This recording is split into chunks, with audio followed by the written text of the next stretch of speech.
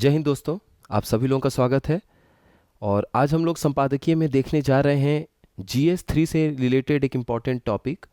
और ये है आपका कचरा निपटान से जो बढ़ती हुई चुनौतियां हैं उनको कैसे हमें डील करना है, उनसे कैसे निपटना है, ये समस्या कितनी गंभीर है, उसमें उसको लेके कुछ महत्वपूर्ण आंकड़े जारी किए गए हैं संपादकीय में। कैसे हम उससे निपट सकते हैं उसके बारे में काफ़ी सारी चीज़ें बताई गई हैं।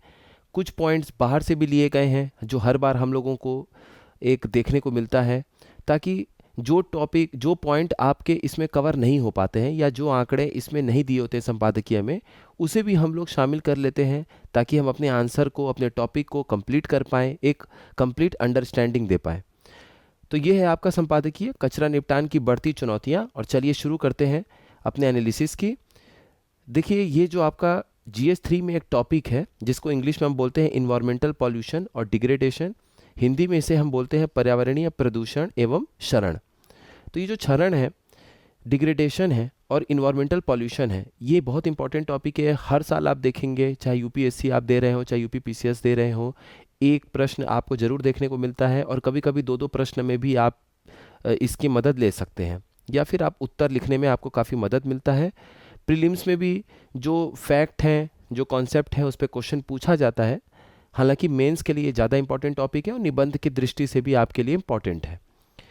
तो देखिए, सबसे पहले आंकड़ों से शुरुआत करते हुए संपादकीय में ये बोला गया है कि भारत में करीब हर साल 30 टन से भी ज़्यादा ठोस कचरा यानी कि सॉलिड वेस्ट पैदा हो रहा है, और यह सिर्फ 60% ही डिस्पोज हो पा रहा है, या फिर हम इसका सिर्फ 60% ही निस्तारित कर पा रहे हैं। तो बाकी के जो 40% है, इस 30 टन से भी ज़्यादा ठोस कचरे के, तो वो आपके लगभग लगभग अगर 30 टन भी आप लेते हैं तो 12 टन से ज़्यादा जो हमारे कचरा है वो इधर उधर फैला रहता है। उसका हम ठीक तरीके से जो आपका निस्तारण है वो हम कर ही नहीं पाते हैं। अब अगर इधर उधर पड़ा रहेगा, हम उसका ठीक तरीके से निस्तारण नहीं कर पाएंगे, तो इसका नतीजा क्या होगा। देखिए, ये फ्लो चार्ट है। आप लोगों को इसी तरीके से अपना फ्लो चार्ट, जब भी आप रिवीजन मोड में जाएंगे, आप अपने नोट्स बनाएंगे मेंस के लिए या कभी भी निबंध के लिए, किसी भी एग्ज़ाम के लिए, तो फ्लो चार्ट बनाने से आपको चीज़ें जल्दी जल्दी रिवाइज हो जाती हैं, याद रहती हैं। तो इसका नतीजा हमें ये देखने को मिलेगा, भूतल प्रदूषण यानी लैंड पॉल्यूशन देखने को मिलेगा, वायु प्रदूषण यानी एयर पॉल्यूशन देखने को मिलेगा। जब हम कचरों को इधर उधर फेंक देंगे, उसका ठीक तरीके से डिस्पोजल या निस्तारण नहीं कर पाएंगे। उसके बाद हमें जल प्रदूषण, वाटर पॉल्यूशन देखने को मिलेगा। एक और आंकड़ा हमारे देश के लिए ये भी जारी बताया गया है कि 75% से ज़्यादा जो कचरा है अपने देश में वो खुले में डाल दिया जाता है। देखिए, खुले में डाल दिया जाता है 75% से भी ज़्यादा कचरा, तो ये बहुत ही चिंता का विषय है कि 3/4 से ज़्यादा जो कचरा है वो तो आप खुले में डाल रहे हैं। यानी सीधे सीधे वो वायु को प्रदूषित करेंगे, वो ग्लोबल वार्मिंग में अपना रोल निभाएंगे, जलवायु परिवर्तन में रोल निभाएंगे, और समय के साथ साथ वहाँ की मिट्टी, अगल बगल का जो भूजल है, सभी को एक तरीके से, गंभीर तरीके से प्रभावित करेंगे। आगे देखिए, लिखा हुआ है कि चिंता का एक विषय यह भी है कि जो अपने देश के बड़े बड़े महानगर हैं, जैसे दिल्ली है, मुंबई है, बेंगलुरु है, हैदराबाद है, जिनको हम टेक जायंट्स, टेक सिटीज़ कहते हैं, वहाँ पर आप देखेंगे कि जो कचरा है वो आपका अधिकतर किस रूप में ज़्यादा देखने को मिलता है। वो है इलेक्ट्रॉनिक कचरा, electronic waste, plastic waste, plastic कचरा। इनको वहाँ ये जो आपके महानगर हैं, वहाँ पर इन कचरों को अलग अलग करने और सही ढंग से पुनर्चक्रित यानी कि रिसाइकिल करने की व्यवस्था नहीं है। इसकी वजह से क्या होता है कि इस तरह के जो कूड़े हैं उनका अंबार आपको देखने को मिलेगा, उनके ढेर आपको देखने को मिलेंगे। जैसे आप लोग में से अगर कभी कोई दिल्ली गया होगा, तो दिल्ली जब भी आप जाएंगे, वहाँ पर एक आपका एरिया पड़ता है गाजीपुर। वो गाजीपुर के पास आप देखेंगे कि आपको कूड़े का एक पहाड़ देखने को मिलेगा। लगभग लगभग 20-22 मंजिले का वो पहाड़ ही हो चुका है, क्योंकि वहाँ पे आप देखेंगे गाड़ियाँ ऐसे जाती रहती हैं, ऊपर ऊपर जाने का प्रॉपर व्यवस्था है, और फिर वो कूड़े को डंप कर देती हैं वहाँ पे। तो कूड़े का पहाड़ एक अलग ही हमें देखने को मिल रहा है। ये भी चिंता की बात है। हालांकि इसमें हम पॉजिटिव चीज़ क्या ढूंढ सकते हैं, सकारात्मक पहलू क्या देख सकते हैं। सकारात्मक पहलू हम ये देख सकते हैं कि जो पर्यावरण विशेषज्ञ हैं, उन लोगों की अपनी एक राय है कि अगर हम ठोस कचरे का, सॉलिड वेस्ट का सही तरीके से निस्तारण यानी कि डिस्पोजल कर पाएँ, तो एक नए तरह के विकसित उद्योग को हम जन्म दे सकते हैं, जहाँ पर रोजगार उपलब्ध कराया जा सकता है बड़ी मात्रा में, एक अवसर प्रदान किया जा सकता है लोगों को। तो यहाँ पर हम जब इसको समराइज करेंगे, इसका एक निष्कर्ष टाइप का निकालेंगे डायग्राम बना के, तो आप ऐसे बना लीजिए कि ठोस कचरे का जब हम सही पुनर्चक्रण या निस्तारण करेंगे तो रोजगार के अवसर उपलब्ध होंगे और नया विकसित उद्योग स्थापित करने में हमें मदद मिलेगी। अब देखिए फिर से एक हम और महत्वपूर्ण आंकड़े को देखते हैं।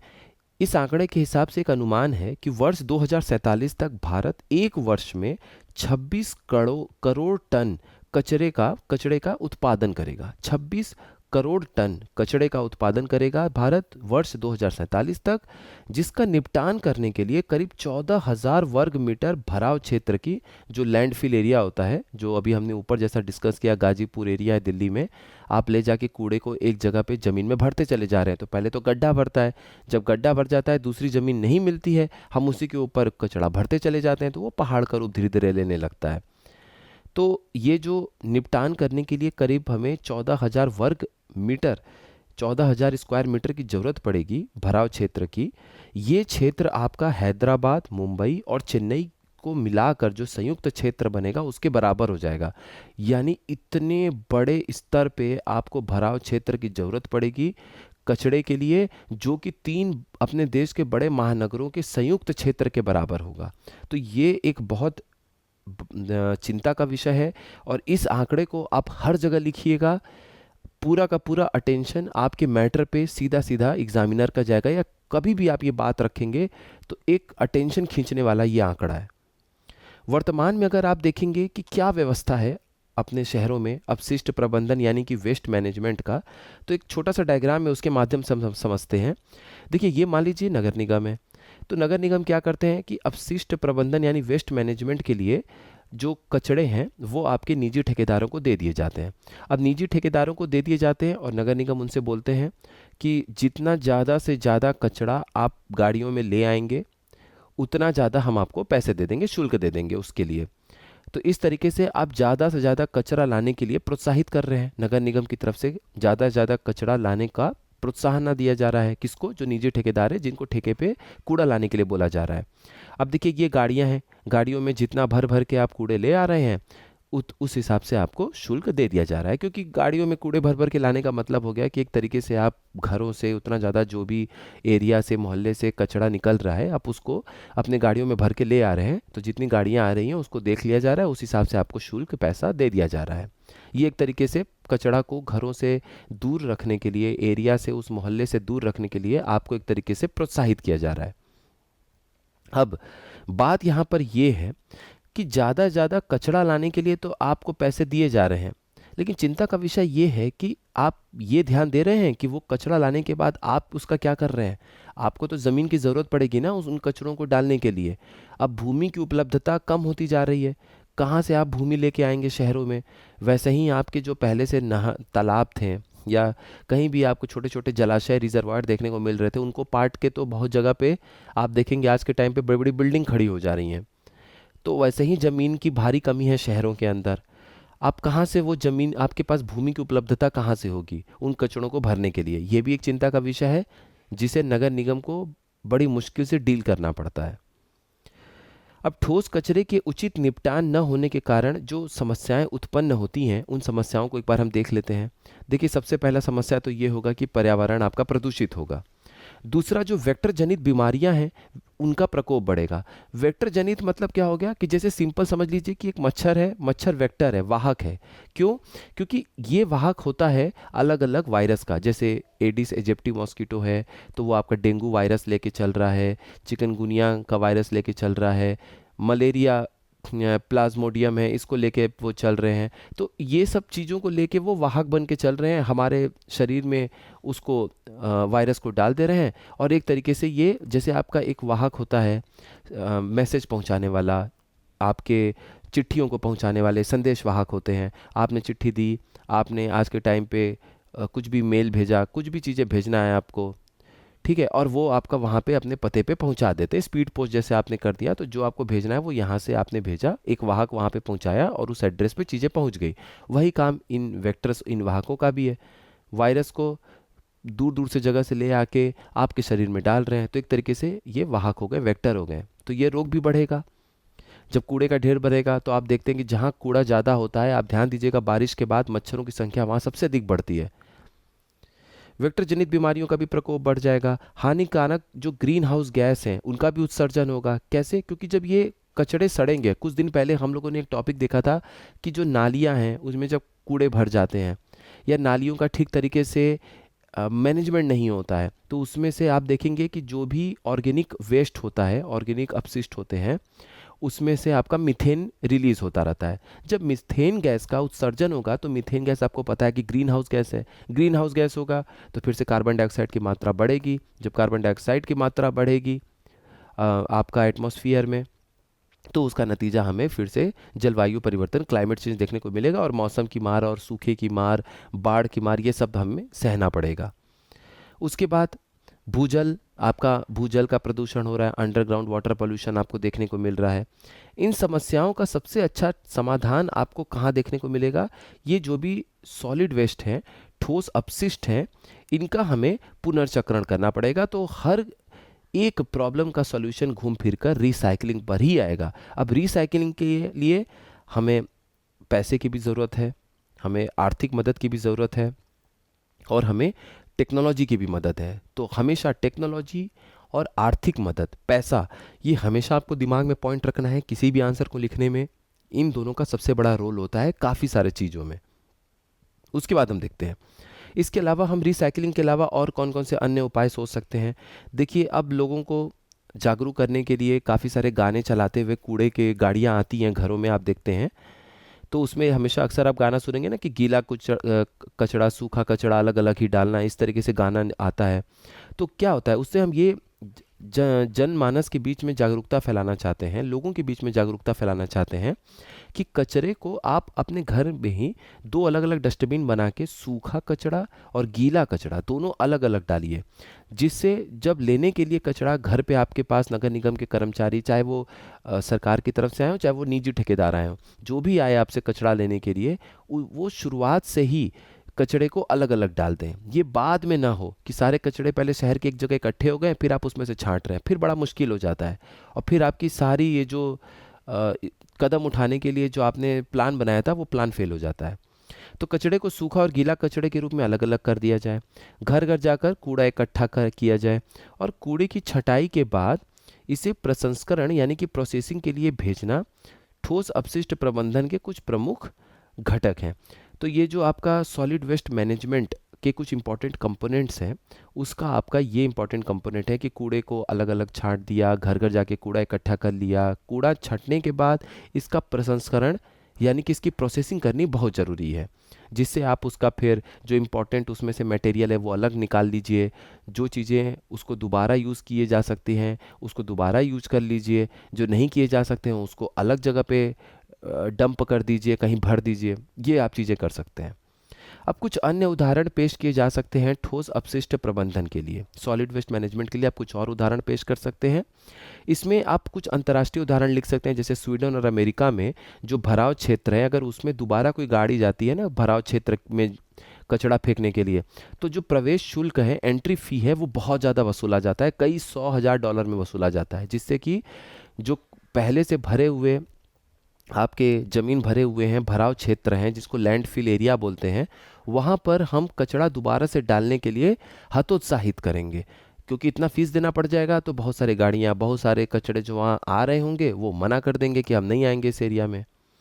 अब भारत में भी आप एक एग्जांपल दे सकते हैं कि शहरों को स्वच्छ सर्वेक्षण रैंकिंग के आधार पर साफ सफाई के लिए एक मानक स्तर माना जाता है, और जिसमें इंदौर जो है वो लगातार टॉप कर रहा है। तो इंदौर का एग्जांपल आप दे सकते हैं कि इंदौर जो है वो लगातार कई सालों से इसमें टॉप करता आ रहा है। इंदौर का एग्जांपल आप पेश कर दीजिए स्वच्छ भारत सर्वेक्षण के आधार पे, ताकि बाकी जो शहर हैं वो भी सीख सकें कि हम कैसे इंदौर से क्या चीज़ें सीख सकते हैं।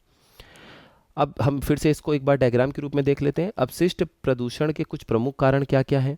देखिए, प्रमुख कारण है, एक तो आबादी बेतहाशा बढ़ रही है। जब आबादी बढ़ रही है तो उनके इस्तेमाल भी बढ़ेंगे, उनकी डिमांड बढ़ेंगी, उनकी डिमांड बढ़ेंगी, फिर वो वेस्ट में अपशिष्ट भी प्रोड्यूस होगा, फिर उसका प्रबंधन करना एक चुनौती है।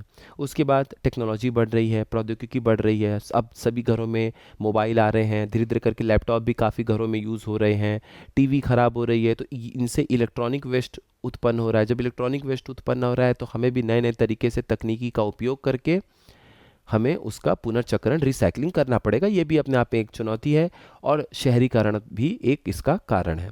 तो देखिए, जब भी आप शहरीकरण के बारे में सोचिए तो अपशिष्ट प्रदूषण, जो वेस्ट पॉल्यूशन है, उसके बारे में लिख दीजिए।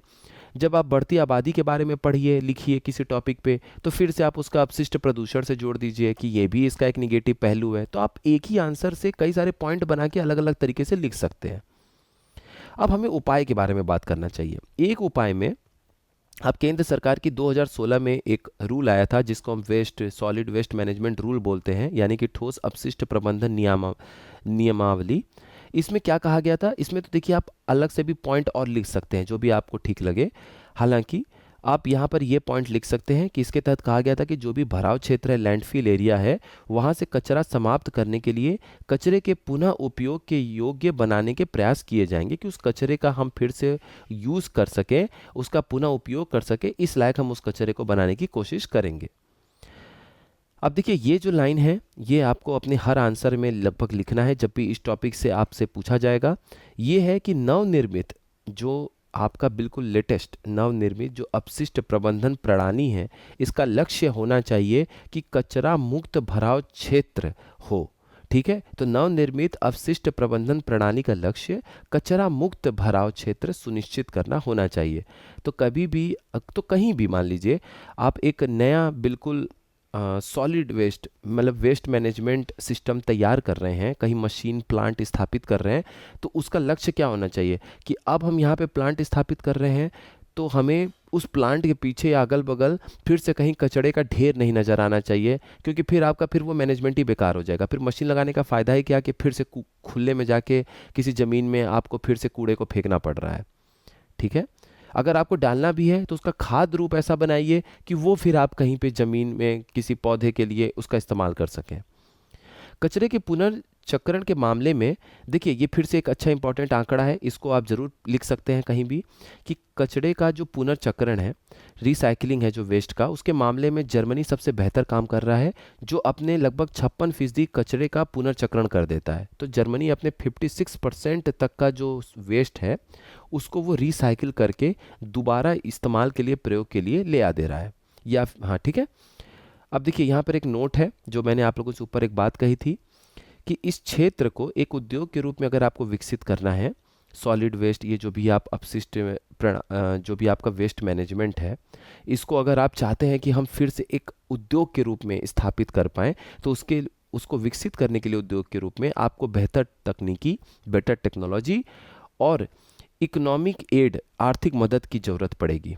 तो वो आपको विश्व बैंक जैसे संस्थान हैं, जापान के जो बड़े बड़े बैंक हैं, जो सॉफ्ट लोन आपको प्रोवाइड करते हैं, सस्ते ब्याज दर पे, आधे % ब्याज दर पे लंबे समय के लिए जो आपको कर्ज देते हैं, इस तरीके का आप मदद ले सकते हैं। इसके साथ साथ बात ये की गई है, प्लास्टिक कचरे के बारे में भी कुछ बातें की गई हैं आखिरी में। प्लास्टिक कचरा भी एक बहुत बड़ा समस्या है जिससे हम जूझ रहे हैं। अब इस समस्या से उपाय के लिए 4R की बात की गई है। ठीक है, ये 4R आपको बिल्कुल अच्छे तरीके से याद करना है। जैसे RRR है तो इसमें आपको RRR याद करना है। ये कौन से 4R हैं? देखिए, सबसे पहला R है रिफ्यूज़, मना करना है। अपनी तरफ से कोशिश करना है कि हमको प्लास्टिक यूज़ ही नहीं करना है। जैसे मान लीजिए आप एकदम बेसिक एग्जांपल, आप किसी दुकान पर जाते हैं, वहाँ पे आपको सामान खरीदें, आपने ब्रेड लिया, बटर लिया, बिस्किट लिया, कुछ भी लिया, जो भी आप सामान लेने जाते हैं किसी जनरल स्टोर पे, वहाँ पे आप प्लास्टिक तुरंत मांगते हैं। देखिए, अगर आप अपने पास कोई झोला रखते हैं या अपने पास आप जूट बैग रखते हैं, कोई भी दूसरी चीज़ रखते हैं, आप उसको लेके जाइए। प्लास्टिक यूज करने के लिए उस समय आप इनकरेज मत करिए दुकानदार को। आप बोलिए कि नहीं नहीं, प्लास्टिक नहीं चाहिए भैया, एक काम करिए, मेरा बैग है, इसी में आप डालिए, हम घर लेके जाएंगे। नहीं तो अक्सर क्या होता है, जैसे नॉर्मल 2 पैकेट दूध भी लेना होता है, 1 पैकेट दूध भी लेना होता है लोगों को, कुछ बिस्किट भी लेना होता है, तो हम प्लास्टिक तुरंत मांग लेते हैं कि आप दे दीजिए, प्लास्टिक में लेके जाएंगे। तो उसी जगह पे अगर आपने मना करना सीख लिया, आपने दूसरा ऑल्टरनेट कुछ वैकल्पिक व्यवस्था कर लिया उस प्लास्टिक की जगह पे, तो आपने रिफ्यूज़ कर लिया। तो रिफ्यूज़ करने का मतलब हो गया कि प्लास्टिक पदार्थों का आप उपयोग नहीं कर रहे हैं। ये पहले कोशिश आप करिए, जहां आप कर सकते हैं। जहां बिल्कुल ऑप्शन नहीं है वहां तो आप प्लास्टिक यूज़ कर ही लेते हैं, लेकिन अगर आप उसमें कटौती कर दिए, इस्तेमाल में प्लास्टिक पदार्थों का उपयोग नहीं कर रहे हैं, तो पहला R आपका सफल हो गया। इसके बाद दूसरा R क्या होगा? रिड्यूस करना। रिड्यूस करने का मतलब क्या? मान लीजिए आप प्लास्टिक लेकर आ ही गए घर में, तो आपकी कोशिश होनी चाहिए कि जो प्लास्टिक पदार्थ है उनका कम से कम हम उपयोग करें। ठीक है, अब प्लास्टिक को कम से कम उपयोग करेंगे, पहले तो आप मना किए, लेकिन जहां मना नहीं कर पाए वहां प्लास्टिक कम से कम उपयोग करने की कोशिश करिए। ये है रिड्यूस। तीसरा क्या है? रिफ्यूज। रिफ्यूज करने का मतलब होता है रीयूज, सॉरी, रिफ्यूज तो पहला स्टेप था, रीयूज। रीयूज का मतलब क्या है? फिर से हम यूज कर रहे हैं, मतलब फिर से किस चीज का यूज करेंगे? जो आपके पास पहले से मौजूद है।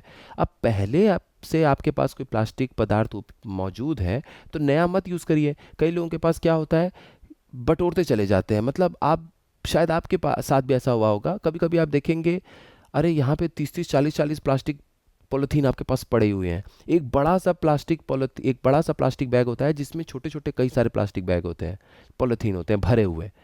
तो वहाँ पे आप नया प्लास्टिक क्यों उपयोग कर रहे हैं? आप कोशिश करिए कि जो आपके पास पुराने हैं आप उसी को यूज़ करें, रीयूज़ में जाएं। तो नए के बजाय पुराने प्लास्टिक पदार्थों का उपयोग किया जाए। और चौथा आखिरी क्या है? रिसाइकिल। रिसाइकिल का मतलब क्या हो गया कि जो पुराने प्लास्टिक पदार्थ हैं उन्हीं का पुनर्चक्रण करके उनको दोबारा प्रयोग में लाया जाए। इस तरीके से अगर आप साइकिल बनाने की कोशिश करेंगे तो इस साइकिल से हम धीरे धीरे करके प्लास्टिक की समस्या से मुक्त हो सकते हैं। जिसमें पहला क्या है? रिफ्यूज़, मना करना। मना नहीं जहाँ कर पाए, हमें फिर भी प्लास्टिक का यूज़ करना पड़ रहा है तो हम रिड्यूस करेंगे, हम कम उपयोग करेंगे। कम उपयोग करने के बाद, कम उपयोग करेंगे तो कम उपयोग करने में फिर हमें लगेगा कि जब हमारे पास जो पुराने प्लास्टिक हैं हम उन्हीं का यूज़ करें, हम उन्हीं का उपयोग करें। अब हम नया प्लास्टिक बार बार नहीं लाएंगे घर में। तो वो हो गया आपका रीयूज। और रीयूज के बाद क्या हो जाएगा?